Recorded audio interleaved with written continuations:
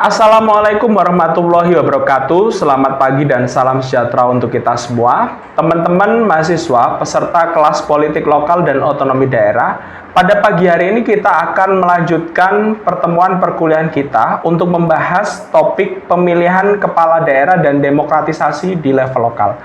Pada kali ini, materi ini terdapat 4 topik mendasar yang akan kita pelajari. Yang pertama adalah berkaitan dengan konsep-konsep demokratisasi lokal. Yang kedua adalah tantangan demokratisasi di level lokal.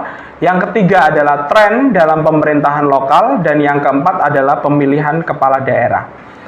Materi ini kita mulai dengan konsep demokrasi lokal. Teman-teman sekalian, kehidupan berdemokrasi mengharuskan adanya pemilu berkala dan murni, serta kekuasaan bisa dan harus berpindah tangan melalui proses pemilihan yang jujur, bukan melalui kekerasan atau pemaksaan. Dalam berdemokrasi juga kita harus pahami, teman-teman sekalian, bahwa oposisi dan minoritas berhak untuk menyuarakan pandangan mereka dan mempunyai pengaruh, yakni bukan semata-mata memperoleh kursi atau suaranya terwakili di dalam proses-proses pengambilan kebijakan.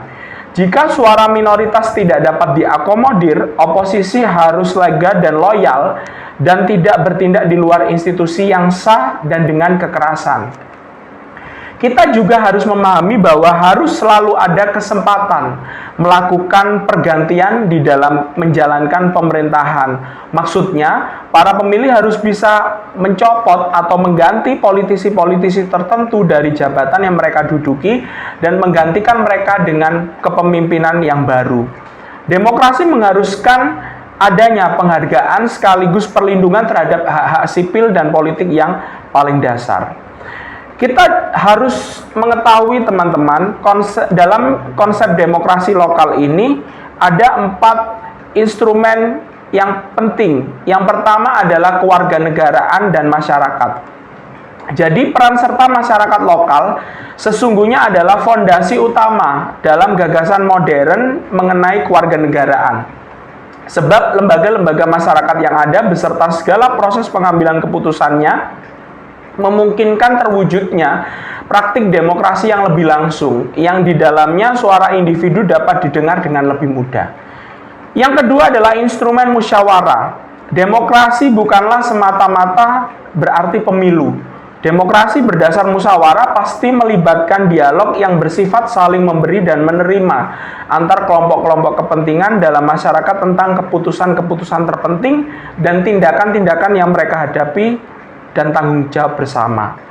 Yang ketiga adalah yang mendasar dari konsep demokrasi lokal adalah pendidikan politik. Demokrasi lokal akan memberikan fasilitas bagi proses pendidikan politik.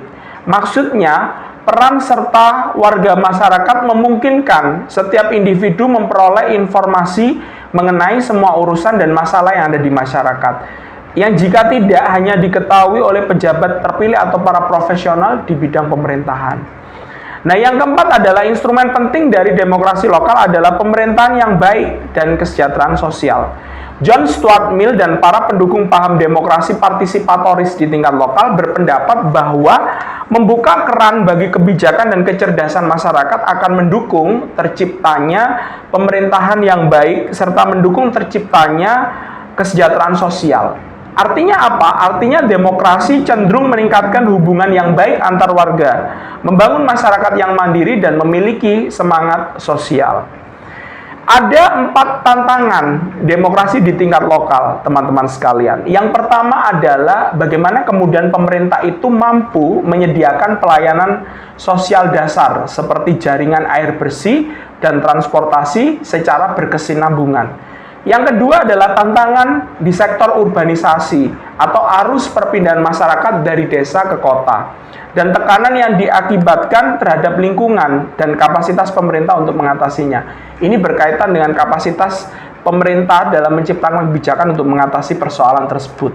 Yang ketiga adalah tantangan pada vitalitas ekonomi atau menciptakan peluang mendapatkan pekerjaan dan meraih kemakmuran di pasar global. Ini juga menjadi tantangan nyata bagi demokratisasi di tingkat lokal.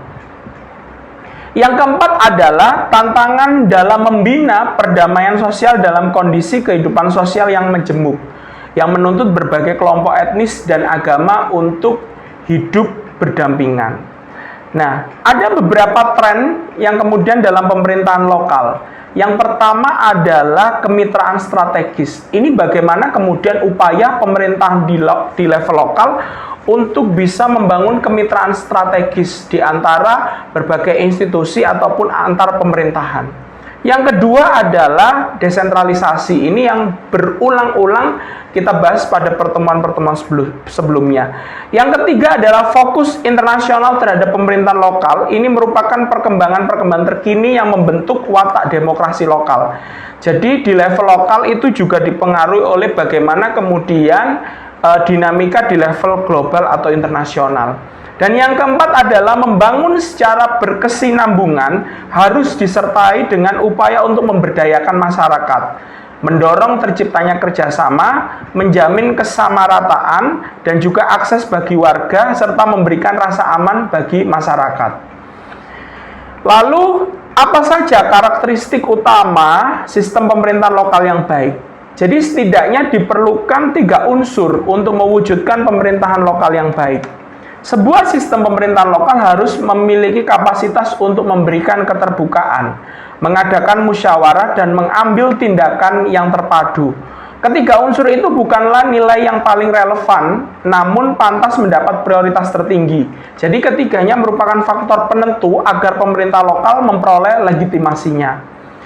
Dan selanjutnya beberapa hal yang berkaitan dengan pemilihan kepala daerah dan penguatan demokratisasi di level lokal.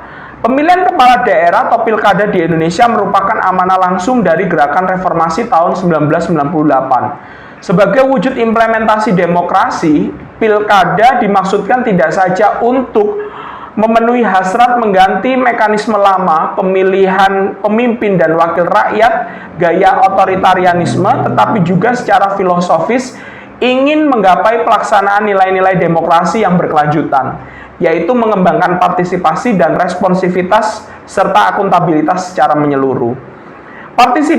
Partisipasi demokratis warga kemudian melahirkan komitmen warga yang luas maupun hubungan-hubungan yang sifatnya horizontal, kepercayaan, toleransi, kerjasama, dan solidaritas yang membentuk apa yang disebut dengan civic community. Jadi indikator-indikator civic engagement itu adalah solidaritas sosial dan partisipasi masyarakat.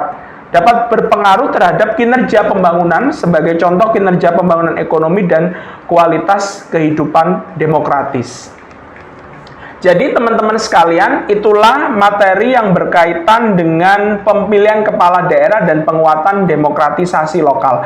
Apabila ada hal-hal yang ingin ditanyakan atau didiskusikan, kalian bisa langsung memanfaatkan fitur yang ada di LMS Brun Universitas Brawijaya ini. Dan juga untuk materi dan referensi juga bisa kalian akses pada LMS Brun Universitas Brawijaya ini. Demikian yang dapat saya sampaikan. Mohon maaf kalau ada hal-hal yang kurang berkenan. Saya akhiri. Selamat pagi semuanya. Assalamualaikum warahmatullahi wabarakatuh.